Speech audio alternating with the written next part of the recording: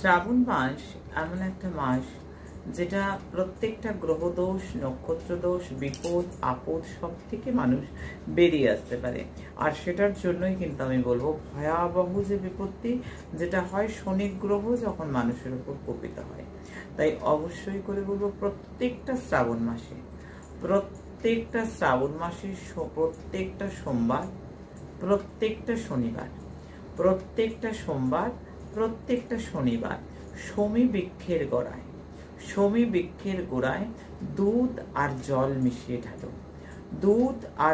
মিশিয়ে ঢালো। অবশ্যই সমী বৃক্ষে সবুজ রিবন চড়াও প্রত্যেকটা সোমবার, প্রত্যেকটা শনিবার, এবং তার সঙ্গে সমী বৃক্ষে সবুজ চুড়ি কাঁচের হোক, প্লাস্টিকের হোক, সবুজ চুড়ি সমী বৃক্ষে চড়াও।